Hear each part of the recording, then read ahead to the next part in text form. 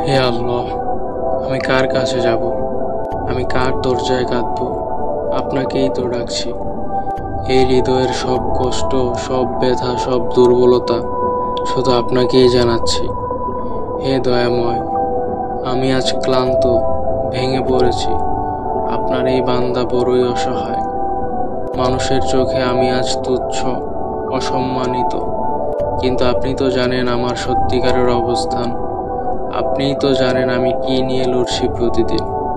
হে আল্লাহ, আপনি কি আমাকে ছেড়ে দিয়েছেন অপরিচিত সেই মানুষদের হাতে, যারা আমার ক্ষতি করতে চায়, নাকি এমন শত্রুর হাতে, যার হাতে আপনি দিয়েছেন আমার চেয়েও বেশি ক্ষমতা?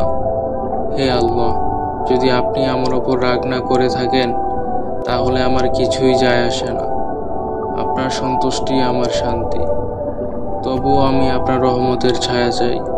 আপনার মুখমণ্ডলের সেই নূরের আশ্রয় চাই, যে নূর অন্ধকারকে আলোকিত করে তোলে, যে আলো সব কষ্টকে সহনীয় করে তোলে। হে আল্লাহ, আপনার অসন্তুষ্ট থেকে আমি মুক্তি চাই। আপনার রাগ থেকে আমি নিরাপদ থাকতে চাই। আমি যা কিছু করছি শুধু আপনাকে খুশি করার জন্য। এই প্রাণ, এই চেষ্টা, এই কান্না সবই আপনার জন্য।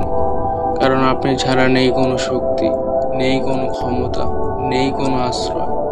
আপনি আছেন বলে আমি আজও বেঁচে আছি।